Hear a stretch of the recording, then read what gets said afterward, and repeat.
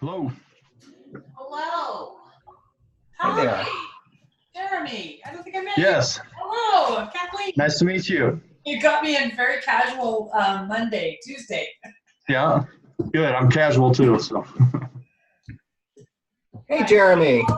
I know Hey, your Michael. lovely wife. Yes. We did Train the Trainer together. Yes. Yep. She mentioned that you guys met out there. Yeah, she sent me a note. She said, "I don't know if you remember me, but," I said, "Well, I'm never going to forget her." Yeah. You can't forget the red hair, can you? That's your wife? What? Yes. Yep. I didn't know that. Yep. How lucky is he? Yep. Excellent. And she's a little bit under the weather today, so she couldn't make it. So.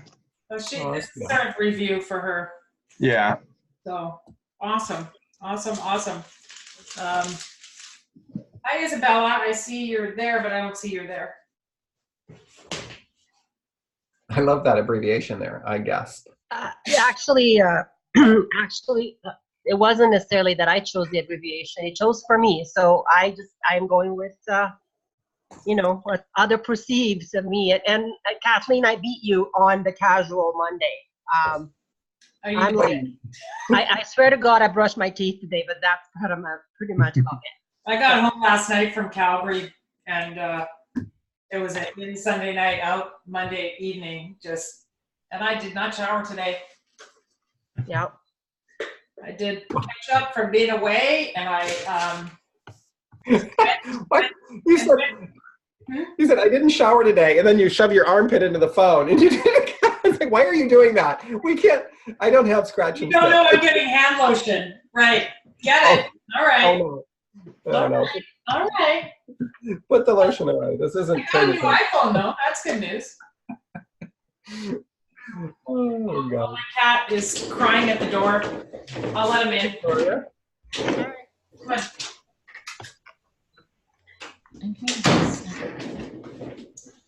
Right. Victoria. Hi. And I did your 360 today. what? I was saying to Victoria, I completed your 360 today. I have a few that I've been getting. I did it before my cough, so if one seemed particularly cranky, it might have been me. Okay, but you remained anonymous, huh? Oh, yeah. Maybe. This is Ronnie. He's joining us today Oh. because he can't leave me alone. I've been gone all day, so he has to do this. Oh, yeah. Yeah, I know. You're on recording. He likes that unshowered smell, huh? Yes, it's earthy. Earth tones. He'll leave soon. Maybe. Yeah. He has a bed on my desk, so he goes over to bed. I gave in. He runs the place. I can't hear anyone. Can you hear me? Hold on. Can you hear me? Yeah. It helps if I put my microphone in front of me. I can't hear anyone. We hear you, but you don't hear us saying that. Is there a phone number I can call in on? Is there a phone I can call in on? Yes, hold on. Thanks.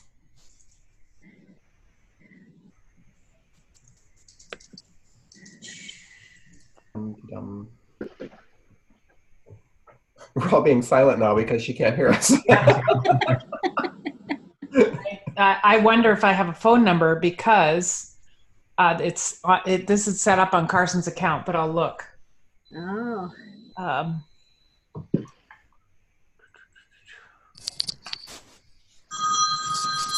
Hello? Maybe if she logs out and logs back in and makes sure that she clicks use audio for computer.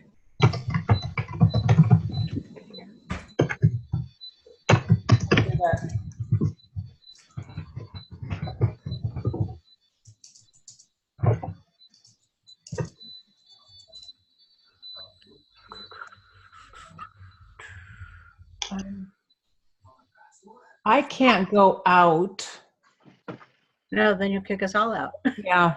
And I like that power. I'm not going to lie. I don't think I need to yield it today. Gosh, I don't know what to do here. When you guys got the email, was it just the link? Oh, Yeah. let me Just the see. link. Yeah, it's just the link.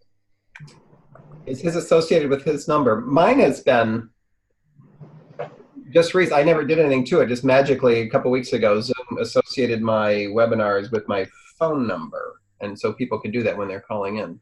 I might have something here. Let me see. Nope, I lied. Sending someone the invitation on Zoom, you're already on the call. That's my favorite move. It's a good one. Like that's I know that if you call in, there's like the meeting number. I don't know if this last number on our Zoom link is the meeting number. Yeah, that's our meeting number. So I'm wondering if we can find the regular Zoom.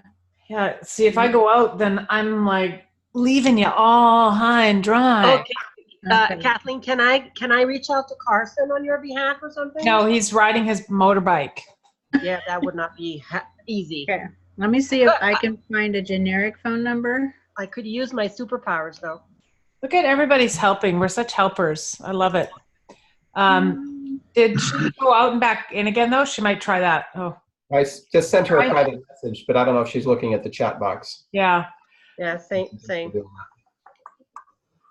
Oh my God. Like I have no power here because I don't even have emails. This is like, I have no power. I seem to have it, but I have none. All in Carson's. It's a good exercise of surrender. Yeah. I know. Ange probably doesn't appreciate that exercise right now. I understand. Okay. I wonder if okay. I got him by the phone. Hey, look at that. She did it. She's All right. okay. Yeah. Awesome. Got him by the phone because the computer wouldn't work, so I'm Okay. in now. Yay! Awesome. All right.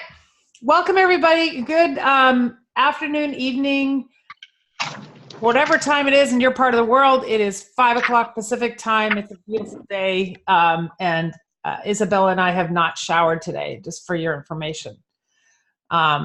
So that's how we roll.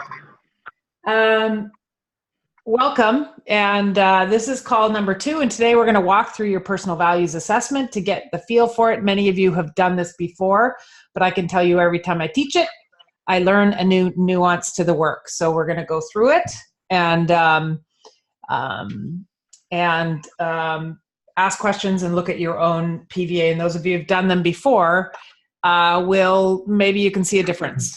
But before we do that, we have Jeremy on the call, Isabella.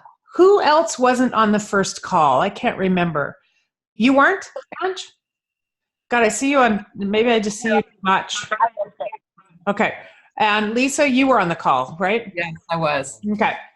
So what I would like the 3 new people, if you would share your name, where you're from, and sort of your area of practice if you have one, and what you plan to do with this work. And just take a couple of minutes to do that, because we've all done it. And if you watched the recording from before, you would have met people. And this way we have it in lockdown that we can put on YouTube to blackmail you in the future. Anyway, Jeremy, how about if you go ahead first? Sure. My name is Jeremy DeWitt, and my wife and I own Executive Impact, and I'm originally from central Iowa, but I live in West Tennessee now, between Memphis and Nashville. And I'm the director of operations for our business and do a lot of the behind the scenes stuff. And I'm looking to kind of come out from behind the scenes now that our kids are graduated, and help a little bit more, and also push the assessment side a little bit more, and kind of focus on that while she's doing a lot of the training. So awesome. Welcome. Looking forward Thank to seeing you both way up here from way down there. Yeah, looking forward to it. Yeah. Isabella. I was on the first call, but I can. She was not at all remarkable. Yeah, I remember now that Exactly. you're on the call. Either that, or you really want to hear my story all over again. I don't talk enough. So. Yeah, I did. She was on the call. I forgot. Sorry, my bad. That's okay. Ange. Hi, I'm Angela Bergantz, and I'm in Washington State, which I know a couple other people who are from Washington too, so that's exciting. I work in the senior healthcare industry and work more specifically with those who have dementia and their families and professionals who are working with those with dementia. I teach on that subject. And what I want to do with this work is encompass it into some of the things I do with families, especially their guilt and the stories that they tell themselves about their parents from the past that comes up and tends to play a huge role when dementia comes and their loved ones no longer can lock away all those old memories and thoughts and things, and everything comes out on the table in a family when dementia comes in. So this will help me work better with those family members to help understand the stories that they've learned and the stories that they've dealt with all their life, or what they've told themselves, and let them get peace so that they can really be with their loved one. That's great. And Ange also has a book. It was just released. Looks like it's doing well. Yep. My book is doing pretty good. In Audible, I'm in the top 20% of Audibles being sold right now on Amazon. That's great. Good for you. Well, congratulations. Thank you. Yeah, this is going to be a really cool group. We got all kinds of people who will engage in all kinds of shenanigans. I'm sure of it. It's always going to be fun. Speaking of shenanigans, good segue, right? We are working on the wine tour, and so far we have nine people going. And if you haven't said you're coming, let us know. Michael, we're working around trying to figure out how to get you to the airport partway through the tour. So I'm doing my best to figure that out. So we're working on it. Operators are standing by. Byron and I are trying to troubleshoot that. Okay. So if you want to come, let me or Carson know. That would be great. And we're going to go to our 3 favorite wineries, and maybe a 4th, depending on the tour. So that's that. But a quick check-in on, we don't necessarily need to check in as humans unless someone has something burning to talk about. Usually the questions will come at the end, and we'll leave time to ask any questions about the PVA and then what are the next steps. But you probably have noticed you have like a drip campaign of emails from Carson, and he's trying to do one piece at a time. So those of you who have not done your LDR self-assessment or your IDR self-assessment, individual development report or leadership development report, if you haven't done your self-assessment, you won't get the key, the next email that gives you the information to give it to everybody else. So that's one thing that needs to be done. You will get your numbers. Those of you who've got responses, I believe Alyssa is the superstar so far. She's got a whole boatload of them. And Carson will update you tonight on how many responses you have. 15 is a really great sample size to get very rounded feedback. The more, the better. Again, send it to everyone around you, up, down, sideways, people you think will like you, people who you think won't, past employees, employers, all that kind of stuff. It gives a really great multi-level picture. And it is, as we've said before, it can be anonymous. People can leave comments with or without their name, but it's a real powerful experience, and you're going to want to have that so you can have that experience in the training and understand how it feels to receive it and how it feels to unpack it, and all the multiple emails that you have to tell people to do their assessments as you're getting from us. You will experience it. It happens every time. Everyone has done their individual values assessment. Thank you very much. And you should have done your personal values assessment for tonight. If not, that's okay. You'll still learn something. you'll learn that you should have done it. So what I'm going to do is I'm going to take my video off. I have this weird in and out kind of Wi-Fi strength. And I'm going to try to do that. I'm not sure what's happening here. And then I'm going to walk us through, and there aren't a lot of people on the call. You can, if you have a question, interrupt me. This is about experiencing it for those of you who have not, but also those of you who have and do use it. Ask questions, and if I say I'm going to get to that later, I'll just say, well, we'll unpack that later. But don't hesitate. This is about getting a feel for the levels again, getting a feel for the work. And this tool, the personal values assessment, I'll just turn my camera off now. The personal values assessment is how we fill our funnel. And we use this assessment, and we get as many as 1,500 clicks a month on it. And that's how we get emails to build our list. And Carson will talk a little bit more about that after the training, how we do it, and share why the personal values assessment is so important for you to do. And we will talk about this in the training. There's no need to remember this, but you can do your own custom personal values assessment. That means it looks like it's coming from your company. It still goes through the Barrett Value Center, but you can customize it. And that is for a $200 US dollar fee. You pay directly to them. I have nothing to do with that setup or anything, but we can certainly help you understand the power in this tool. It is a great way to introduce people to the model.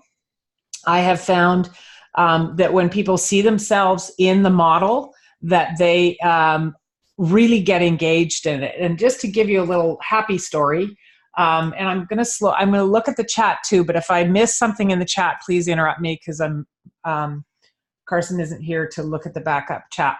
But I did a conference, a conference I went just as an opportunity to go to last year, a human resources conference. And they asked me if I would do a half a day and a full day. And I did. And I did the personal values assessment as part of the one of the sessions. And from that personal values assessment, someone came up to me and said, this was the most profound learning I've had, and I've been in HR for 20 years. I've left my job. She was a senior VP, but when I get a job, I'm going to hire you. And a year later, she did. And I've just finished a contract yesterday that went from a personal values assessment. Then I gave them a free individual values assessment with the vice president of culture. And it turned into the first phase of the job. I just created an invoice for like 60 grand. So it is, it's not just about the money, and I don't mean to make it just about the money, but we're consultants, and that's how we get paid. So it came from a personal values assessment. I can't stress how important it is to customize it, and we'll share with you how to do it most effectively. But that's what you did today. And let's walk through yours, and I'm going to give you a little bit of review of the model again. And this is the core of my webinars. When I do webinars that introduce people to the model, this piece that I'm sharing with you today is the piece that I do, and how we also build experience before we ask people to purchase a product. Our webinars are free. Some people have been coming to them for years, and other people come once and say, hey, what can I do? It's a great funnel to fill for coaching and all kinds of things. So again, here's how the model works. And I would have already introduced the connection to Maslow and the introduction to Richard Barrett, but just to give a frame for that. But this is just a review, because we went through that last year, but it was only a week ago. And at the very level 1 values, Richard's unique contribution to this work is it's grounded in Maslow's hierarchy of needs, but his unique contribution is that he identified values that are present in different psychological stages of development. And depending on where people choose where the values land, you can almost predict where they are in their development, what their next step is, and what might be getting in the way. And I'm going to walk you through it and show you some examples, and then you're just going to look at yours for a little bit and answer some questions just to yourself. You can answer them out loud or talk to the mirror or not at all, but just to get, so you get a feel for the different flavor of the personal values assessments that come in. So at the very foundation, we look at our physical needs. Values that are directed to our physical needs have to do with survival, and it's health, money, and a safe shelter, food, clothing. That's our basic needs, and our psychological stage is really about surviving. Level 2 have to do with relationships, and it's connected to the psychological stage of conforming and fitting in and finding safety in the clan, the family, the tribe, whatever you want to call it. But relationships are very, it's the next step. You survive, and how do you not get eaten by the watering hole? You form community and relationships. And level 3 are to do with our self-esteem, and it's when we differentiate in the psychological stage.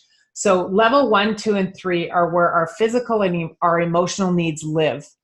And when we talk about level 3 self-esteem and differentiating is about being unique and different within the context of my conditioning. Level 1, 2, and 3, we are living from our beliefs, what was told to us from the outside in. And please know, if you're relatively new to this work, I'm going to repeat this so many times through the week. Don't worry. You don't have to remember it. Just experience it right now. And the level 1, 2, and 3 is really our cultural conditioning, and it's reflected from the outside in. And then at a stage in our development, we then do this thing called individuate. We then begin to ask those questions. What's the meaning of all of this? Who am I? What am I? And what's the point? That existential question. And that's where level 4 comes in. And it's really when we begin to activate the mental part of ourself, where we begin to evaluate our life and say, who am I in all of this conditioning? And we start to question. And it's the grindy stage of our life, and it's usually around 25 to 39 years old, that we begin to question and say, you know, this is what they told me I am, or how the world works, but how do I really think the world works? And again, the grindy stage, but it's becoming more of who you really are by uncovering your real authentic self. And you start to align your ego, the needs of the ego, with the needs of the soul. And that's what we call becoming fully integrated. And then the next stage of development is, the next needs are our spiritual needs, but the next stage is level 5, where we have internal cohesion, where we actually self-actualize. We're finding meaning in our life, aligning with our passion and our purpose, and creating a vision for the future. So we're really when we question all of this conditioning, we begin to form and live from the inside out. And this is where Richard suggests that this is when we really begin to live from our full values expression, because we're living from a conscious place. We've decided who we are. It might be a recommitment to our culture conditioning, but it's coming from a place of conscious choice. And then once we get grounded in this level 5, like who am I, what am I, we begin to know who we are. We then have this, the next stage is about integrating and how we make a difference. Level 6 is really actualizing your sense of purpose. And it's done by cooperating with others for mutual benefit and fulfillment. We begin to serve from the inside out. And then level 7 about service is around age 60 plus. It doesn't mean those of us who are not yet 60 don't have these values in level 7, but we can become more fully integrated into them as we have more wisdom. Level 7 is wisdom. Level 4 is knowledge. We begin to learn a lot in level 4. We begin to integrate it, share it, and then it translates into wisdom through experience. Level 7 is really devoting your life to that selfless service. And it's where we become concerned about what is the trail I'm leaving behind.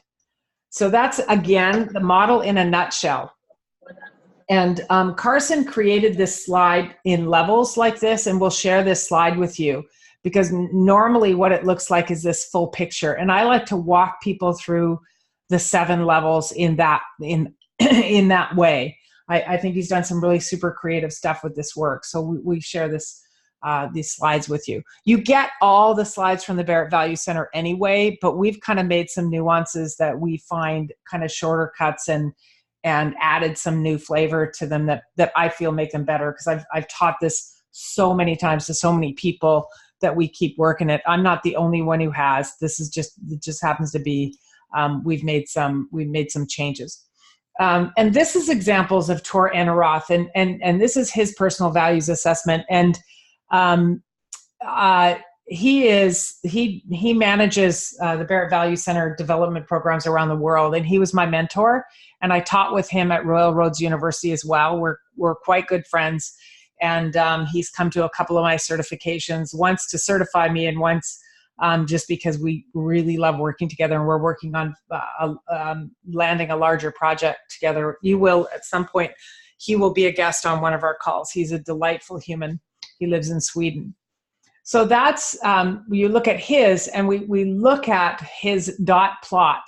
And I'm going to unpack how to read them in a moment. And again, it becomes more intuitive as you work through it. But most of his dots are on level 6.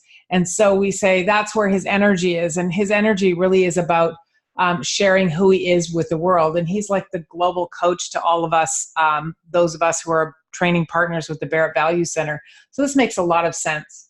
But I'm going to walk you through how to read your own personal values assessment. Here's some tips for reading, and then some examples. And like I said, interrupt if you want to interrupt. But the first thing I always tell people is you see the word, and the words are in alphabetical order. The computer doesn't know what your favorite one is. It just pops out in alphabetical order. And the next thing you'll notice is the number across. You see, wisdom is a level 7 value, and that's where the dot is. So that's sort of how you navigate and you see. And these are my results. And we'll just sort of use mine as an example for now, and then I'll show you other more standard examples that I run into quite regularly. So the first question you're going to ask yourself, and when I introduce this to people, I do much like what I'm telling you right now. I say to people, just take it in right now, because I'm going to give you a helpful guide, and we're going to go through it again, and it's going to make sense. What I just want you to do right now is orientate yourself to the levels and recognize what a dot plot is. So I take the burden off people, because it can be quite overwhelming if you're not, if it's a first exposure to this work. And those of you who did it for the first time, at some point with me, just remember your first time. So the first question we want to know, where's most of your energy? Where are your dots? And mine are on level 7, which makes a lot of sense to me personally. And because I'm really working on legacy, leaving something behind, compassion, longer term focus, those kinds of things. My energy is really in a place of, what am I leaving behind as my sort of like footprint to the world, but also as a legacy for my kids. So that's where a lot of my energy is, in level 7. Do I live in level 7 every day? No. That's really what I'm growing into. And level 7 is not better than level 1, and I'll explain that again in a little bit.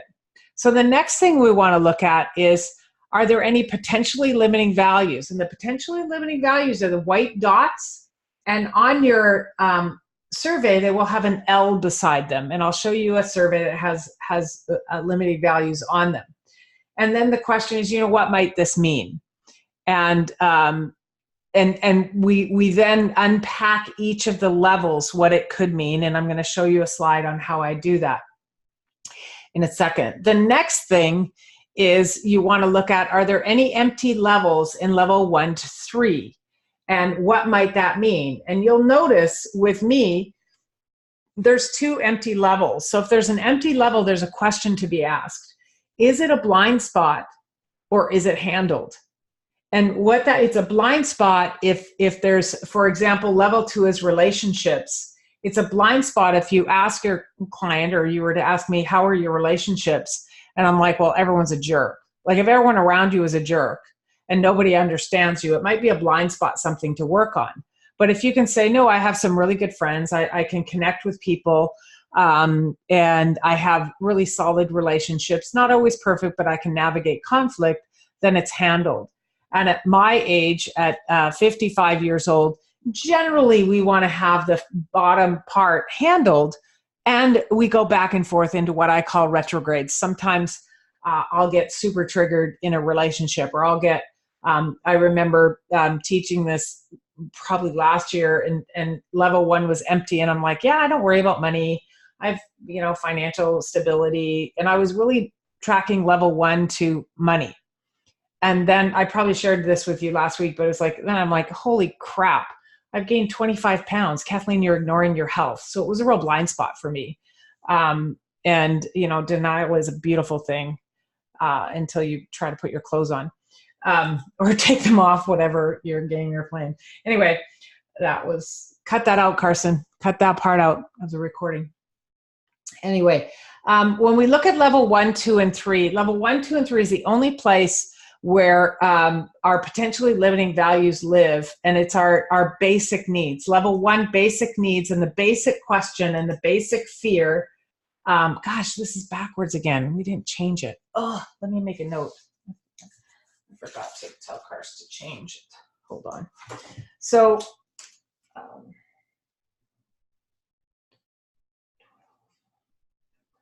okay, so level 1, this arrow should go to level 1, and the question or the fear is, do I have enough? Oh, no, it's right. Jesus, this is wrong, this number.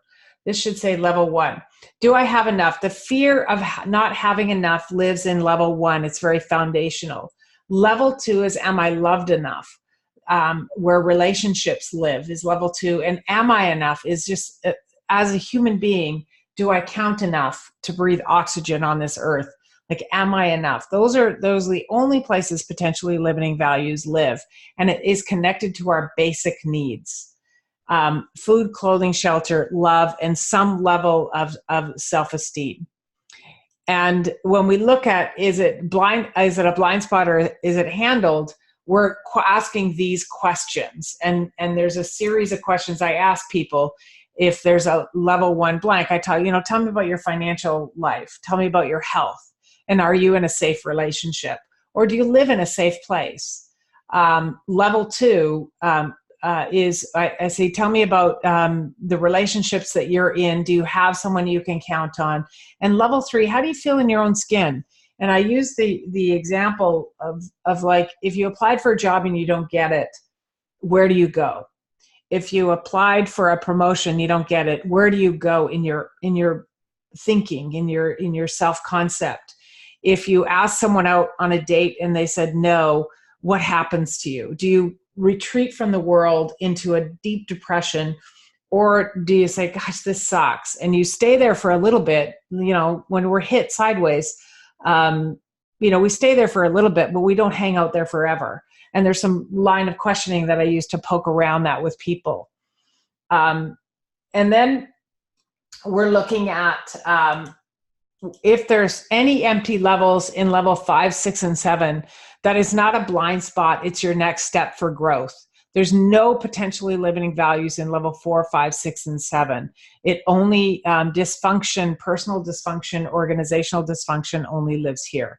So that's really the overview of looking at what are all these dots on a plot. And if you can understand the personal values assessment, the levels of consciousness just in the personal zone, then the rest of the learning is pretty natural about where things land and how to interpret the charts. That's why we always start with the personal values assessment. But there's a few things of themes that show up. And so when I walk through the whole thing like that for people, and then they're overwhelmed and they're like, I'll never get this. And they're like, this is so confusing. And I say, trust me, I work for the government. I'm here to help. And you're going to be confused. And here's an interesting story with this client that I just finished with yesterday. Last week, I was with them and I introduced them to their individual values assessment, which is just a bigger one of these. And I said to them, you're going to be confused today. Your head's going to be full, and that's okay. And I promise you by next week, when we map this stuff out, it's all going to make sense. And sure enough, someone came up to me and said, I was so confused. And now it makes sense. It's okay if people struggle. They will struggle. It's a whole new concept, and all they'll see is dots, and that's all you're going to see in the training too. That's why we help you learn to unpack it. It makes so much sense, and then when you walk into it, it's like, oh my gosh. But we just learn it piece by piece, and you'll feel super competent in understanding it. So this is the classic millennial theme, and this is Carson's results. And Carson and I work together, and as you already know, he's my son. So he's 27 years old. We established that today. We both thought he was 28, so something happened with our math. But you'll notice on his survey, there's a lot more energy down here because it's developmental. In his life, he's building his base. So that's the first thing that's really notable about this survey. And also you'll notice the white dots, and now you'll see where they live and how they look in the survey. Being liked is a potentially limiting level 2 value. That's where being liked lives. Control and caution are potentially limiting level 1 values. So just by looking at his values choices, you can see some potential angst in his life. And also, it's completely normal to have white dots in any survey, but in this age group, it makes a lot of sense because they're kind of grinding themselves out and trying to figure out who they are. But one can identify some natural conflicts just by looking at it. When you see the words he chose are, say, achievement and ambition, and then he has being liked, those two words can come into conflict. So by him seeing himself in his choices, he can recognize, oh, I see. Sometimes my value of wanting to be liked outweighs my ambition or my achievement. My desire for achievement sometimes is stalled by my caution or my need to control. And control can really, wreak havoc also if I want to be liked. So just by the words he chose, we're able to see how he experiences the world and himself in the world. And it really identified some just internal conflicts at the time. And if he did it now, there would be a lot of changes. Carson's done a lot of growth since he started working for me and did this survey. But I really like this example because this is a super classical millennial example. And if you're taking this into the workplace, you're going to run into these millennials, and the clash between millennial and the boomers and the Xers. It's such an interesting dance. And really, when we can recognize where we're coming from, we're able to navigate those relationships from a place of understanding. And here's another theme that shows up. A lot of level 3, and level 3, remember, is self-esteem. And speak up, anyone. I don't know. You're tracking me, right? Everyone's tracking. Just, oh, hi, David. I didn't see you. You're here. Yay. Okay. So I just had to take a peek at the video to see who's here. All right. You're still alive and awake. And I don't see any glasses of wine. Rather disappointing. Okay. So there's a lot of level 3 here, and level 3 energy is self-esteem. And looking at the words achievement, ambition, being the best, see how I'm tracking these words to the number competence and excellence. That's a very self-driven human, very ambitious kind of a person. A lot of type A alpha energy coming out here, with a lot of energy on level 3, and a huge what later we found out when I was working with this guy, a huge gap in level 2. And relationships were not his strong suit. And what I noticed when he was in the training is he would come in. He's a university student, a 4-year program, and he'd come in after lunch and he's like high-fiving himself, saying, "Yeah, I made the big deal," kind of cocky and arrogant, all that kind of vibe stuff of, I would say, oh, that stereotypical car salesman, but it's really that energy. And I also noticed nobody would partner with him. So when I talked to him, it turns out he is a competitive sales guy who got all his self-esteem from the sale and the outside of the classroom. And I said, tell me about your relationships. And he says, I don't really have any good ones. And I said, tell me about your dreams and your goals. Well, I want to lead a sales team. Well, leadership is a level 6 value, but it corresponds with level 2. I said, if you can't work on relationships, you'll never be able to fully integrate into a fully integrated leadership role. And when I said, when I poked around about the relationship, he just got, it was like he thought I was reading a crystal ball. But I also noticed like nobody partnered with him in exercises, and I acknowledged it to him. I said, nobody wants to be your partner.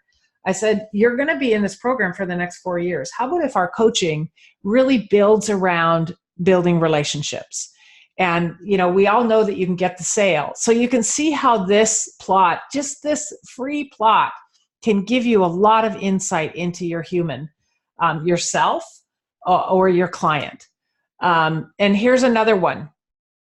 And this one is an interesting, I call this the existential question, the meaning of life question is, there's a lot of potentially limiting values, caution, control, like not taking risks, not stepping into who I am. And then level 3 is about power. But there's this tease up here, level 4 and 5 energy, where, gosh, this person's really looking to transform and break through this. And when we see this here, this is where we can say these are blind spots or areas to work on in order to fully integrate into your own possibilities. So I call this sort of the existential map, when people are beginning to question their upbringing and their cultural conditioning and say, this just isn't working for me anymore. Another theme I see is this one. You'll notice a lot of dots on level 2. Level 2, this is all about relationships.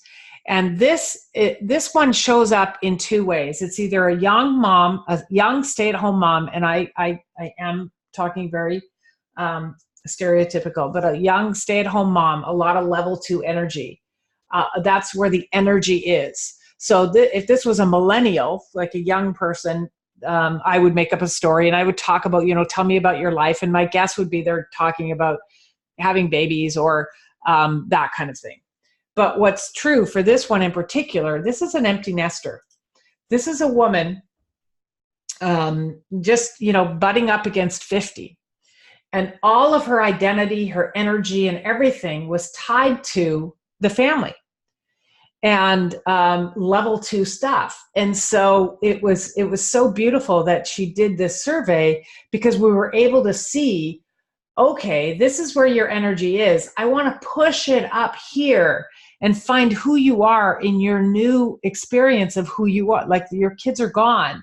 Like your new experience of finding who you are in a new, sweet, lovely way, rather than what happens when people aren't conscious of this transition, is they go and they offer and sign up for a bunch of level 6 volunteer work, but it's not coming from a level 5 place of internal cohesion. So they overextend themselves into helping the entire world and then become resentful and pissed off that they're doing all this volunteer work and it's not at all connected to their passion, because they hadn't taken the time to reintegrate this new experience in their life. So this is a beautiful plot if you get a chance to see this. And with a mom, a stay-at-home mom, and I am gender stereotyping, all that kind of stuff.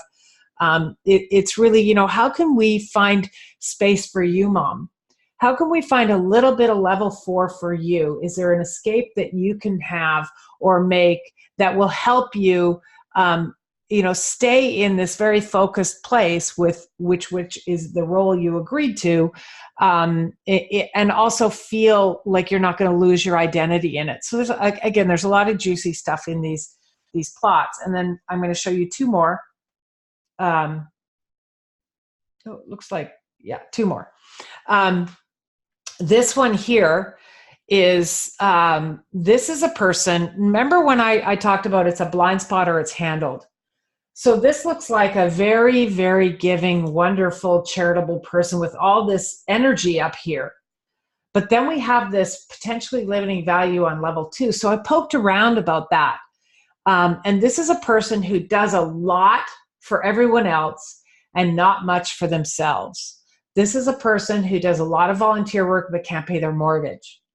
So again, what we want to do is take all this energy and rebuild from the foundation up. Even if it's a person who's, in their sort of second half of their life, developmentally, they can think up here, but there might have been something happened in their life that they have to reintegrate and rework where they are and who they are. And the last one I want to show you is this dynamic, which I think is beautiful. And this is the dynamic Victoria on the call is looking at working on, unless, things might have changed. But in the early days when we talked, it was really about working on relationships and couples in their financial, counseling their financial future and how our values may look the same, but they play out differently, or how, if you look at my map and Carson's map, they're almost completely off. My energy is here, his energy is here. If we didn't talk about it and connect and we're able to see our differences, this actually saved us in a way that we're really able to more effectively navigate his needs and my needs. And it's mostly me, because I'm the leader and I'm the boss, that I have had to recognize that even though I have ease with uncertainty, I don't worry a lot about the future. He's really trying to build his. So I have to give him some sense of, this is where I think we're going. This is, that kind of thing, because I have to work on where he is developmentally. And when we compare these charts, sort of in my real world, in the corporate world, or in the one-on-one coaching, or in open trainings, but mostly my work is in corporate. This is eye-opening for people to learn how to navigate the relationships by recognizing we are in different places, and how to help them just see. And it's not about changing who we are. It's just noticing what we're choosing. And then remember, values are beliefs with a punch, but we want to invite people to question, is that story or that belief around that value serving you going forward? And that comes very, very clear with something that looks like this one. The empty nester. Is this vibe, this identity and this expression of who you are going to serve you in the second half of your life now that the landscape has changed? And it's inviting people to question their conditioning. And it's not about changing who they are. Some people say, oh yeah, I'm going to reevaluate how I see myself in that. And other people recommit. But I do notice that as people go through time and as they navigate challenges, sometimes the values priorities change, and you can see the shift. And the queen of the shift is Lorna Granger. She isn't on any of these calls or in this class, but she's a person who's followed this work with me for, I don't know, forever. But she's also a Canfield grad. But she maps her PVAs, because she's done every single webinar I've ever done, every single thing. She's done everything I've done. And she notices her changes and celebrates them. And it really helps her see where she is. So this isn't something you just do once. I invite people after they've experienced it on the webinar, I say, do it again. Do it in a week, do it in a month, just play with it. So that's essentially the personal values assessment.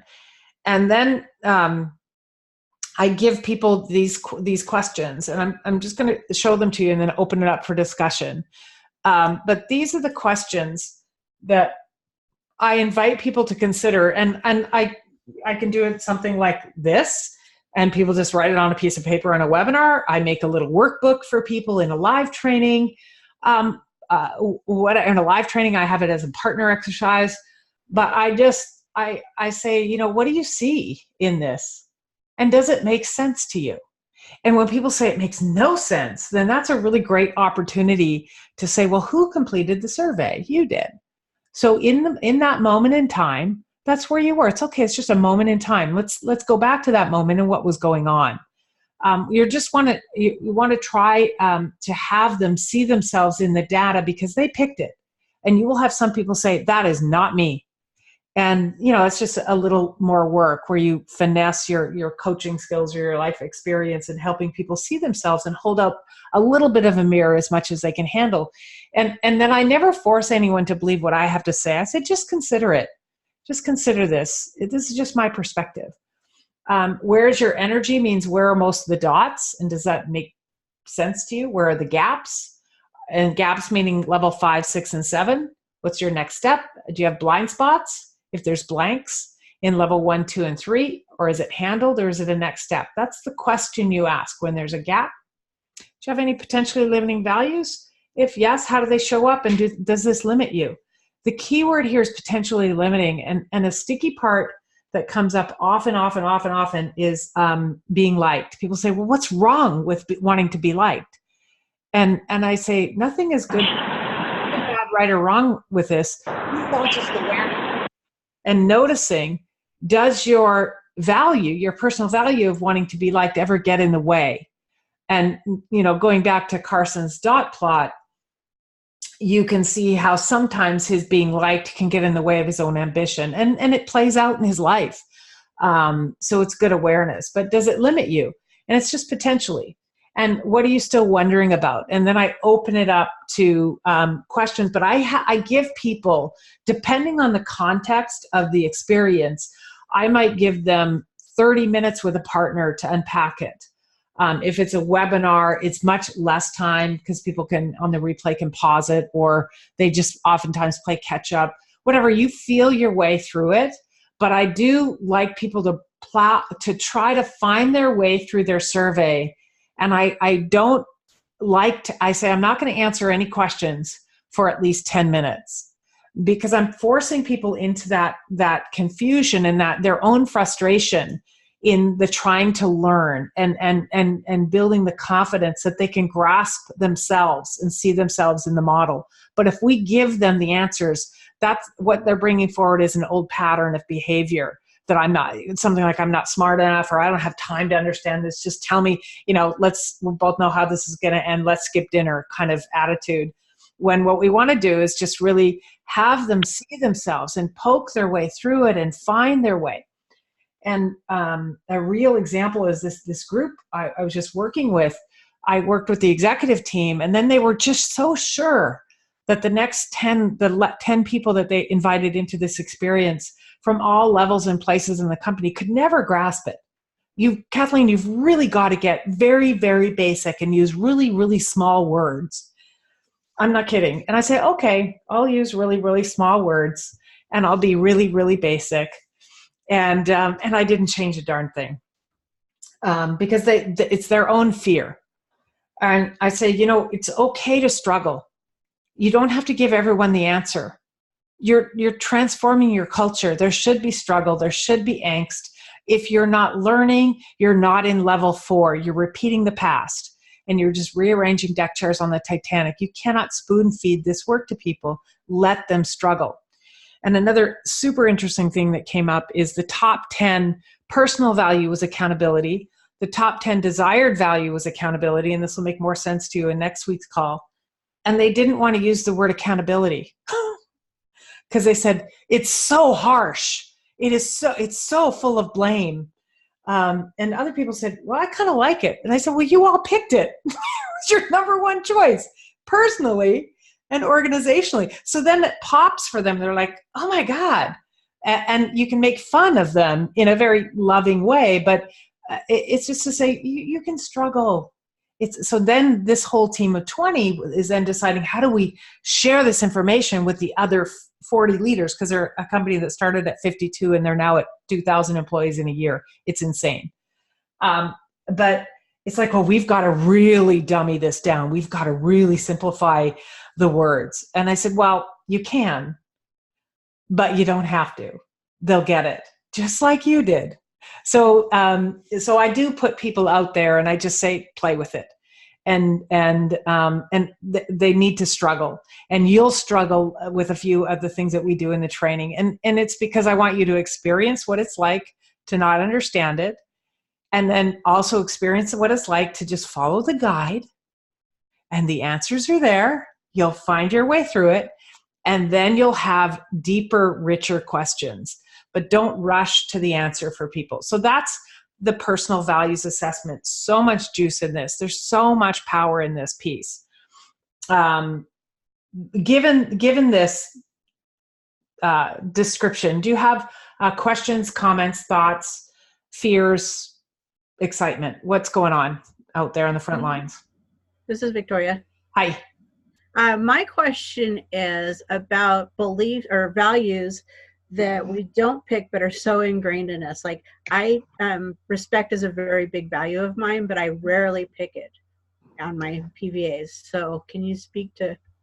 I can speak to that. It's a great question, because fairness and safety are my core values, and I've never picked them in a survey. But you can see when things feel unfair or my safety is at risk, I do weird stuff. So here's what I've come to with that, how I unpack that for people. Just because you didn't pick it, it doesn't mean it doesn't exist, is one thing. And sometimes it is so much a part of you. Just notice, because I do have them do another exercise. Think of a situation that you're really triggered by. And then I have them answer a series of questions. And in those questions, I say, can you connect any of the values to that experience or another value? And sometimes it surfaces there. So just because it's not picked, it doesn't mean that isn't there. But here's an interesting thing that happened with this company, yesterday's company, and it's the very same thing that happened with Isabella's company, our past life together, is this company really needs to have safety. Essential to people living and dying at work is safety. Nobody picked it. In the whole group survey, nobody picked it, not even in the top 20. And so the CEO said to me, I'm just really disappointed. And this was the ending of the day. I'm like, don't leave a day when we're finished a project disappointed. Please. It's not good for my ego. He says, I'm so disappointed that nobody picked safety, not even me. And it's so big to us. And I said, well, here's the thing. You're framing the survey as the answer. And what the survey did is it brought up more questions. So by doing the survey, it brought up the importance of safety. So it wasn't that it wasn't, you needed to pick it. It pushed up that need. So the survey, it was very valid for you to get that, like that focus on safety. I mean, they've had 2 fires in the building. Like it's super, super up, and no one picked it. So it isn't, by its absence doesn't mean it's not part of you. And I say, you know what, you can pick that word. Like I could say to you, Victoria, you can pick that word next time if you want to. Do it again. But you know what, when you do it, just sit and say, what's up for me today? And see what shows up. And you never have to let respect go, because sometimes people will get hooked on that. And or they'll say, how do you pick 10? How do you pick 10? I can't pick 10 values. And I say, well, wait a minute, we're going to narrow it down to 3. So just wait, it gets better. Because I say, if you have too many things competing with your energy, you do nothing well, you compromise. But if you know what's your top 3, then you know how to make decisions, but all the other ones don't go away. It's just how you prioritize. So that shows up a lot. Any other thoughts or questions or comments? I had a question, Kathleen. Troy and then Pam, and then I don't know who I heard after that. Angela. Troy? Oh, Troy. Okay, so Troy, Pam, and Angela. Okay. Okay, I was just real curious. So at level 5, as I understand it, is that really where the concept of identity lives in this model? I would say yes. It's where internal cohesion, it's where we become clear on who we are and what line we won't cross, is what I say. Okay. It's like that. We're recommitting to our what we were conditioned to. Like some people recommit to a faith, And some people leave a faith because they say, this just isn't for me. So it is the real coming together. Individuating is when we pull away, and internal cohesion when we bring it back together. Okay. Okay. And I was also just curious, on the dot plots, like how many different patterns kind of are there? Like key core patterns that you see? Obviously everybody's unique, individual. Mm-hmm. However, like common themes like personality assessments kind of get into. Yeah. How important is that to like nail the last like 20 of them down that you're going to see 80% of the time? Is that what something? I showed you is what you'll see, what a lot of what I see. If I'm working with an older group of senior leaders, I don't do a PVA, I do an IVA, which is, it's the same analysis. There's usually more energy in 4 and 5. And sometimes an interesting thing when someone's getting close to retirement, they go down to level 1, 2, and 3 because they're thinking of their financial ability to retire. They're reconnecting to family, like what's important to me, and who am I without a job? Where's my identity? So you can map it. And I look at, people think I'm magic, and I'll say, are you around like 46? How did you know? Well, you can look at the plots. So there are the ones I shared with you are sort of what I see a lot of, but just do it and do it and do it. And in the PVA, or you'll see when you get the report, you saw in your report, it gives a description. Study those descriptions. And you don't get their reports. They get their reports, but play around and just do a bunch of different combinations and see what the descriptions say. That's how I learned it. And then I started to see patterns. Sure. So are you saying that I could work at a camp like a carny, like guessing people's ages if I know their values? Yes, that's part of the guarantee here. Path? Yeah, that's a career path. If that whole consulting thing doesn't work out. Good. Troy, yeah. Thank you. Yeah, Pam? So what is the significance of the hourglass shape of the levels, where it, base is wide and then goes back up to a waterfall? How I describe that, the significance is ideally in it's supposed to be like a hologram, but it's hard to draw that, I guess. But here is like imagine, this is how I describe it to people. Imagine level 1, 2, and 3 are your legs standing solid on the ground. Level 4 is your gut, and level 5, 6, and 7 are your arms wide open, embracing the world. So I liken it to a human body in that way. I could look more into what the significance of the hourglass is, but what Richard tried to do, this is a whole new branding. I'm not sure I like it, but it's a new branding that they have. It just came out like you're the first people were using it with, but it's supposed to look spinny and 3-dimensional. And it's really grounded also in spiral dynamics in that model, that sort of up and back model. That's the best answer I can give you. And on this one that you're showing here, like the colors are corresponding to what's traditionally thought of as the colors of the chakras, which is interesting. Is it? Yeah. Yeah, that's been pointed out to me before too. I'm not really familiar with that, but that's been pointed out a few times. And Richard did dig into that as well. So there's a lot of alignment with what you call it, Vedic tradition. I don't know what you call it, but he did a lot of that work. And we're giving you Everything I Learned About Values book when you come, and it's a better to read after you do the training, then you can land your learning against it. But that he explains some of that in it as well. It's not a real thing I'm familiar with. And I've the only people that ever asked about it are people from the Canfield world. It's funny. My clients don't even connect those dots because in corporate they don't. But I do want to study more about that because it interests me. I went to a couple presentations on spiral dynamics, and there's a lot of alignment to the model. So that's the best I got for that. Ange?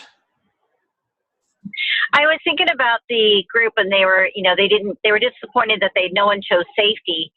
But I was wondering if that could be because the fires and safety is so big that they kind of are answering it within safety. Um, Does that well, make sense? It's like they're so surrounded by everything that related to that right then, that they weren't separating it out, but they were looking at it from within there. It could be. And what's interesting is that they did the survey in between Fire 1 and Fire 2. Wow. And Fire 1, the deliverable was, we're going to put up fire sensors. What is it called? Fire alarms. And it just didn't happen. Just so busy. Fire 2 happened. So they said, I bet if we did it after Fire 2, it might have been different. I said, yeah, it might have been. But it's a new company growing so fast. So it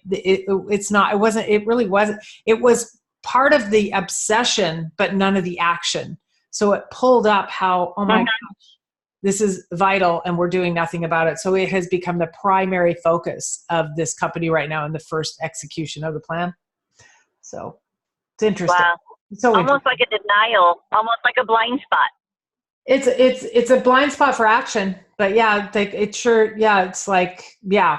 And they wrote some cool languaging around it, and they're also breaking it into emotional safety and physical safety, which I said, that's great.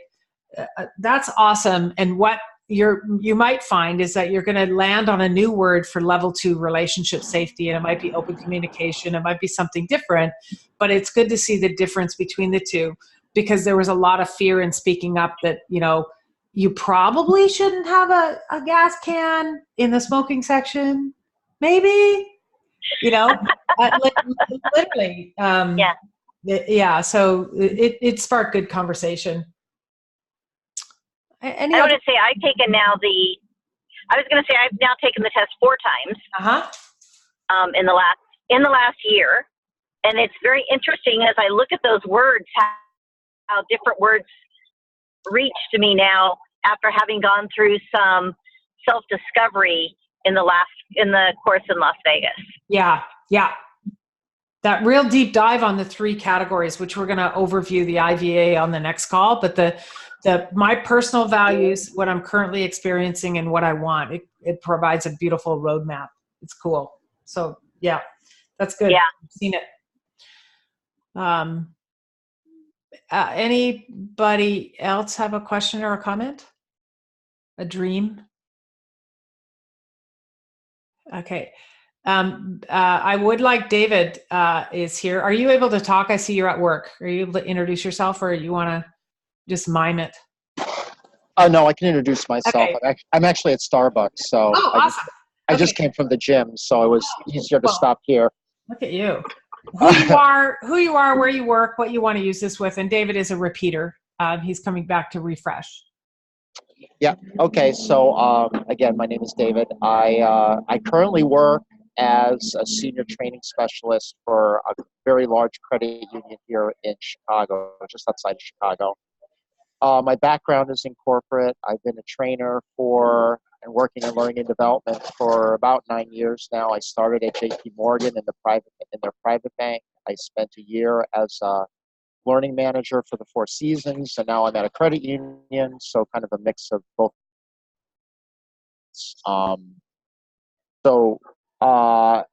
Where I'm at right now, I have the opportunity to do a lot of coaching and training with line employees. So I think that this material and this work, I think, is going to be a really nice kind of thing I want to work with first with my team, with my learning and development team, to sort of get back into, using the tools, really getting a mastery of them. And I think that this has a lot of application within my organization, because this credit union has a lot of values and principles and a lot of employee engagement. And it kind of gives also a way to give the employees some personal development without it necessarily being specifically leadership training. You know what I mean? So that's what I'm excited to do. And I actually have more of an opportunity at the credit union to do that than when I worked at the Four Seasons or even at JP Morgan. Yeah. So I'm really excited about being able to use this, where I'm at right now, and maybe start a side gig with it too. That would be nice. Yeah, it's so good to see you back. Like David was the first class in 2016 and just got that job with the Four Seasons, and then it wasn't the best day ever. Yeah, it imploded on me. Yeah.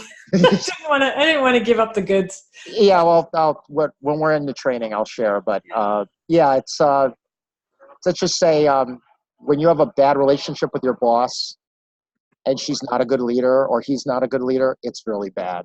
Yeah. So. David's he's a train the trainer grad. He's also been in my 4-day leadership intensive it was in Newport Beach that you came, I think. Yeah. And he's been up in the Okanagan before. So great to have you back, and you'll see a greater deal of depth in the training because we've done 13 of them now. So you're going to love it. Awesome. Can't wait. Welcome back. And Karen, look at Karen's tan. Shoe swap. Girlfriend. Yeah. Yeah. It's your turn soon. Yeah. So just give us a quick who you are, what you do, and why the heck are you here? Well, don't you know I wanted to put some more letters behind my name? Yeah. No, seriously, it's about the leadership thing in, am I really doing, sorry, I'm Karen Watt from Kamloops, British Columbia, and have been in a couple of Kathleen's and Jack Canfield's, and just wanted to go that next kick to see, am I really an effective leader, or do people just perceive me as a leader? I don't really feel in my heart that I'm a leader. I do a lot of compromises, and I listen a lot, and I have a lot of compassion, and I make decisions, and they work. And I just wanted that extra entity to say, okay, fine, what am I missing? I didn't go to university.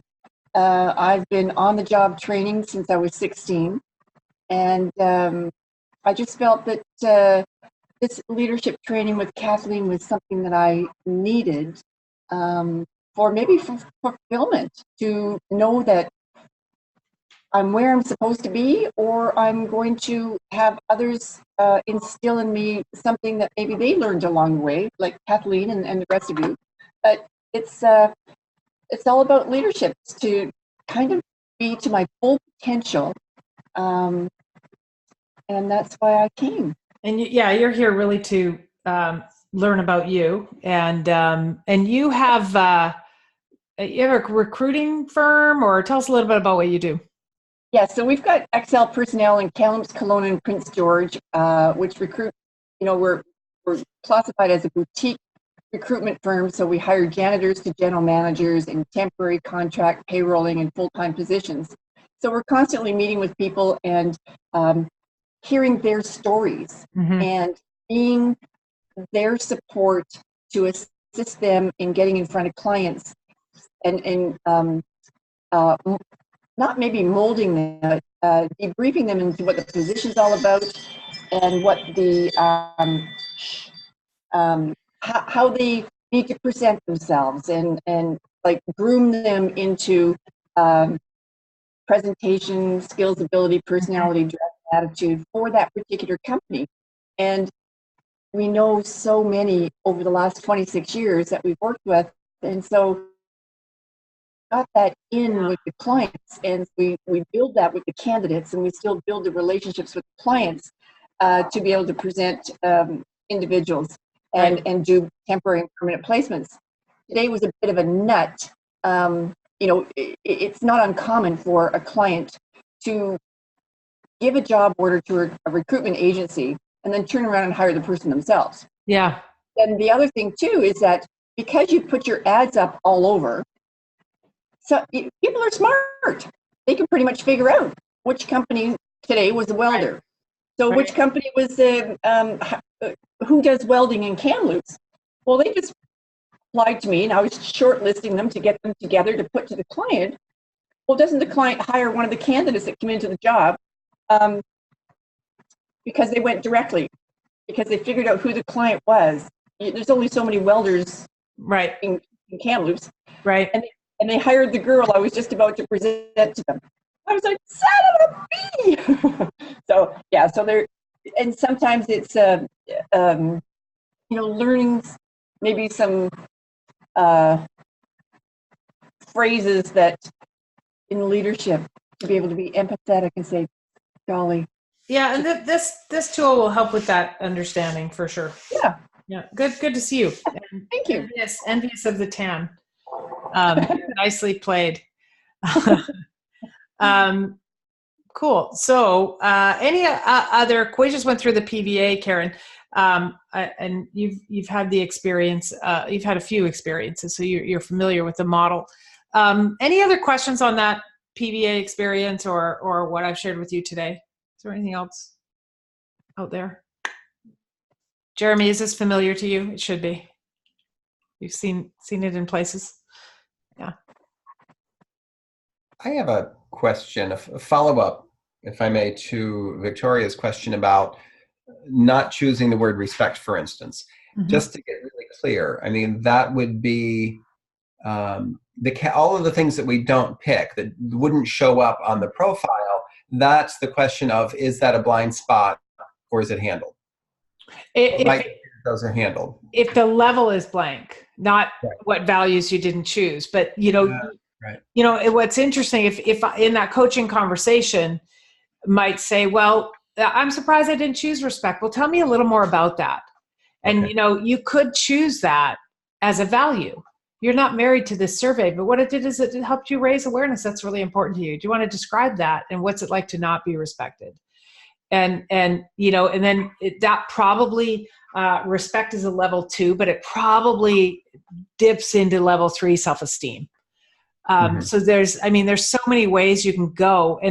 And people also, the other thing is people choose values and they're like, oh yeah, I'm fully integrated. They have values on all the levels. Everything's, blah, blah, blah. And I'll say, well, okay, the next step then is how much are you living it? And what does it look like in your behavior? Give me 3 examples of how you actually in the last 2 weeks demonstrated compassion. And then you can really see, are they espoused values or values in action? Like there's so many dimensions to coaching in this, that you get creative with your questions, but just from a place of curiosity, well, tell me more about that word and what it looks like. And if you could pick a different word, what would it be? Like, and you can find your way through, even with people who have values on all the levels, they think they won, and it's not about winning. I have a 7, it's a better than a 1. Well, you can't save the world if you can't pay the bills. So we're talking about fully integrated. And then what are those values? Are they all individual values? Are they focused on individual? Are they relationship? Are they societal? What's the flavor of those values? Like there's so many ways we can go with it. And you build confidence the more you play with it and the more you screw it up, because you don't ever screw it up. If you're telling people what they are, I just say, I'm just guessing. Tell me more about this. And when you hear their stories, you'll land that and you'll know that for the next story, the next person that looks like that. And you begin to validate, in your question, Troy, you begin to validate themes. Okay, I can really pull out some themes now and say, oh, okay, I think I know what's going on, but I don't ever assume I know. People tell their stories and in relationship, this work in relationships, I say to people, when you pick a person, you pick a story. So let's talk about those stories. And, in the organization, when you hire someone, you're hiring a story. So let's get to know that story. And is that story serving where you want to go? And people love to tell about their experience in their life. And you can connect the dots for them because you could just listen and see where it goes and ask more questions. It's the power is in the question. Anything else? Okay, a couple of things.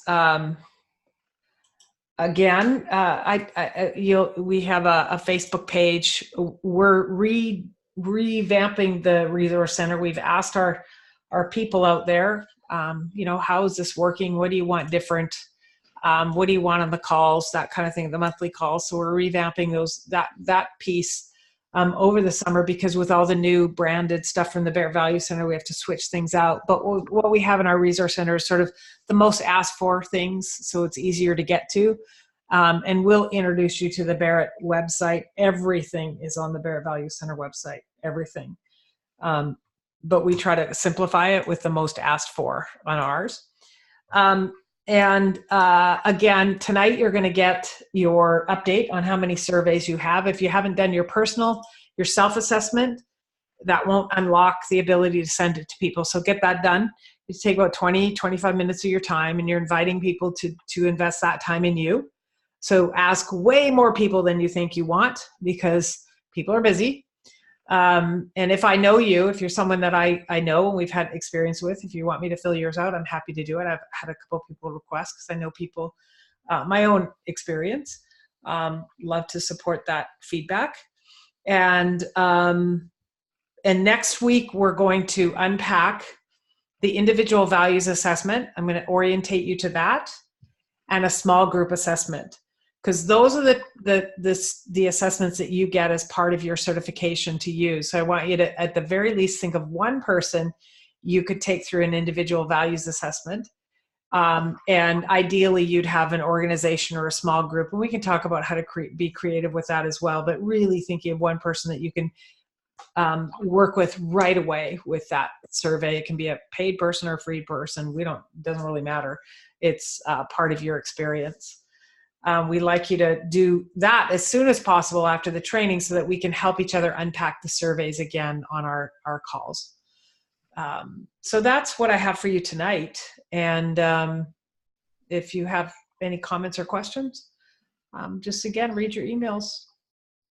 Well, those are two separate ideas. Do you have any comments or questions, period? And please read your emails. Yeah. Okay.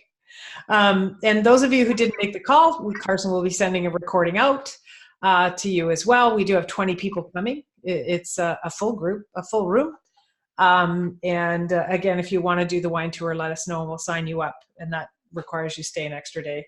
But it doesn't suck too bad to stay an extra day in the Okanagan. It's beautiful out here. That said, then I will sign off. And good to see you all. And can't wait to see you in person and break bread together. All right. Okay. Thank you. Okay. Bye. Bye. Right.